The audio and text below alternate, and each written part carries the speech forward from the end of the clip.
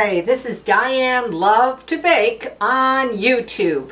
And what we're going to make is our cookies. We're going to make actually spiral shortbread cookies, or I like to really call them a sugar cookie, but because they can contain, so much butter, I guess you would definitely classify them as shortbread. So it's an easy and a quick recipe, and I think it's really a good recipe as well. What I did was I went ahead and started to beat my butter, okay, ahead of time. Oh, and by the way, I no longer put the recipe below the video, and I'm really sorry about that, but I'll explain about that later. So if you want to, jot it down as we go along, if you're watching the video and you want this recipe, I hopefully will go slow enough and clearly enough that you'll be able to get all the ingredients, that type of thing. So first off, what I did was I needed, you will need, if you try this recipe, you need 2 cups of salted butter, okay? And that's what I did. I already put it in my stand-up mixer with my paddle, and I started to beat it, to cream it, to try to get it as smooth and fluffy as I can. And, if you're using your stand-up, maybe you'll accomplish that in 2 minutes or 3 minutes. It really depends on your speed. You can also make this recipe certainly with your hand mixer on a high speed, I would assume. I like to use my stand-up because it's easier for me and it's quicker for the videos. So I just wanted to mention that. The next thing that we're going to beat in slowly is powdered sugar. And you'll need 2 cups of powdered sugar, okay? So I'm going to start putting that in. Now I'm going to warn you about the sound because this mixer can sound pretty loud on your end. So I'll give you a heads up that you can, turn it down or whatever when I'm about to do that. So I'm going to turn it on, and I'm going to stay at a lower speed so the powdered sugar, of course, doesn't go all over the kitchen. I'm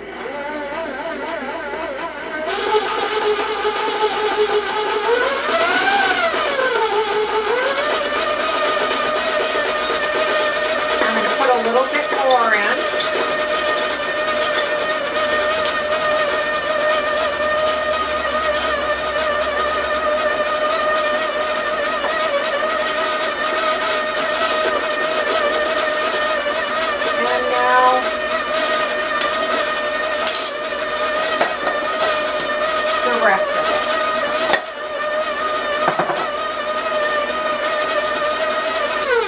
I'm just going to turn up my speed a little bit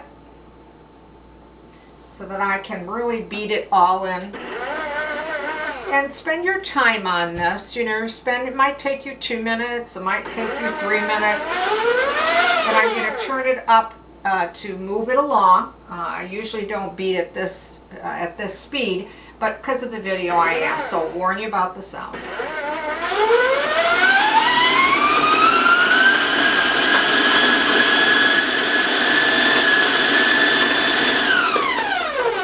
Okay, and now I'm just going to scrape my sides where it tends to stick in these mixing bowls, or mine anyway. Okay, just move that.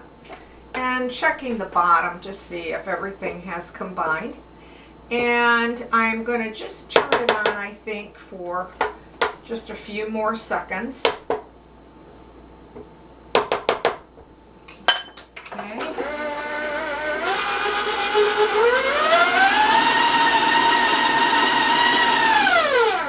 Now once you do that and your sugar and your butter is very light and very fluffy, okay, then you want to move on to your vanilla. You're going to put 2 teaspoons of vanilla in there. And I'm going to turn it on.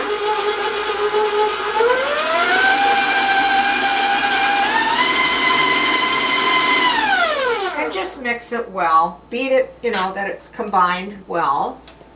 All right, And the next thing I'm slowly going to put in is flour. You're going to need 4 cups of all-purpose flour. And I'm just going to put a little in at a time again so that now flour won't go all over me as well as the kitchen.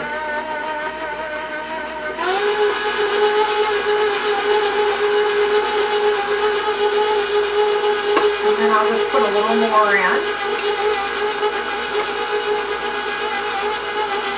And you'll do that till you empty your flour bowl.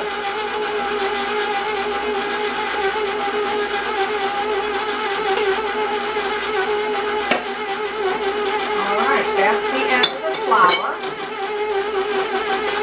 Now I'm going to turn it up just for a second or two.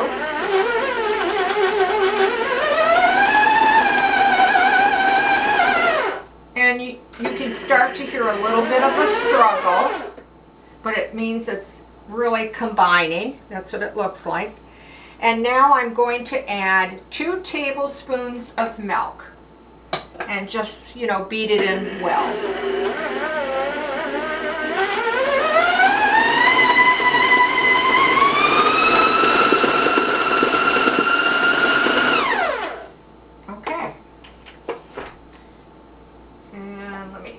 Again, I want to scrape, check the sides, take a look at the bottom of the bowl here a little. There we go. And I think I'm going to put it on just for another second or two. There's quite a bit stuck on my paddle here. Okay.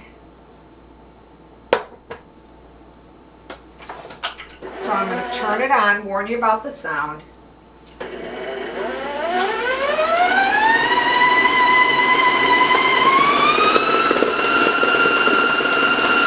Okay, and that shouldn't take you very long at all. It depends really, again, if you're using your stand-up or you're using your hand mixer, and then the speed that you choose, okay? So I'm going to push that out of the way. And now I'm just going to take the excess off my paddle. It really smells good at this point because you can smell all that salted butter. And oh, when you bake these cookies, I think the kitchen smells so good. It really does. So I'm just going to quickly take off as much as I can, because I hate to waste product, because as we all know, ingredients are quite expensive these days, so you don't want to waste anything, but you're spending time and energy putting these recipes together. So I know for myself anyway, I like to get every drop that I can. All right, the next thing that you're going to need is, of course, a cookie tray or a pan. I just lightly spray mine, but you can certainly use your mats or your parchment paper if you prefer. You will need, if you want the swirl, you will need a pastry bag, and I'm using a large tip on this. I don't know if you can see that or not. Okay, and I'm just going to fill my bag here up a little bit with the cookie dough, and it really feels almost like a super thick frosting in a way,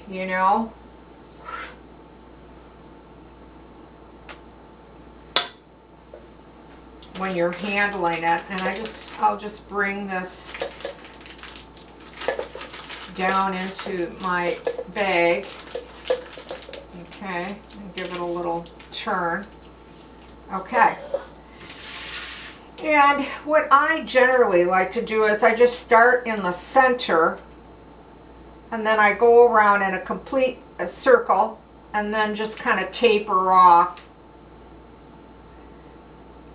And I'll do one more here to show you. I go all the way around. Okay, like that. I'm not going to bore you because everybody knows how to put a cookie on a cookie sheet. But I don't know if you can see the size, about the size that I'm making. Now on this recipe, I get 53 cookies out of it. 53. Now you're going to bake these in a preheated oven at 350 degrees, and they could take you anywhere from 12 to 15 minutes. I generally am checking on them within that, at least 10 minutes. I start checking mine, and I kind of look under one cookie because I'm waiting to see a golden brown. If you want them more well done, you'll wait to see just a little bit on the bottom edge where it turns like a gold or a medium light gold, if you want them a little bit more crispier. But that time frame, I have never went over 15. I mean, they've always come up very nicely in that time frame. Yet, as we know, all ovens set up so differently. So you know what your oven's going to do. So you want to time it accordingly and then check on them because you don't want to dry them out either. Okay. Now, when they come out, I would suggest you put them on a cooling rack. Okay. Now I'm going to just rinse my hands quickly here. And even though there is no eggs in this recipe, I still like to quickly wash my hands because I'd like to show you what they look like once they're baked up. And this is how they turn out. What I generally do is I make some and leave some that are just plain like this. Has that nice golden brown on it. And then I melt some chocolate, and sometimes as these, I dip them completely in chocolate and then put jimmies or confettis on the top. I have the colored jimmies and then the chocolate. And then also I like to dip them about halfway just into chocolate, and I just set them on a cookie sheet till they harden, that kind of thing. And these, again, nothing, hard to do at all. I just dipped half of them and then sprinkled the chocolate jimmies on the top, and these are halfway with the colored jimmies. So it's a variety of how you want to decorate them. I know around Valentine's Day, I'll usually use red sprinkles or something like that. You could change it up for different holidays, or just make the cookie where it's plain alone because it's delicious on its own. And I want to just break open. Now here's one that is just a little bit more well done. It has that brown on that edge that I was talking about. Okay, when you break open them, they will have a hard and a top finish, and they will have a traditional center, just like shortbread, if you're familiar with them. When you break open up into a shortbread cookie. They're not real heavy or dense. They have moisture inside of them, but they will just melt in your mouth. They really will. They're a really great tasting little cookie. If you try this recipe, I think you'll like it. I really do. And why, in case you're wondering, well, why don't I put the recipe anymore? Very quickly, I'm not alone on this, that's for sure. But I always tell everybody, if you have a question or you have a comment, please write to me. I'll do my very best to answer you in a timely fashion.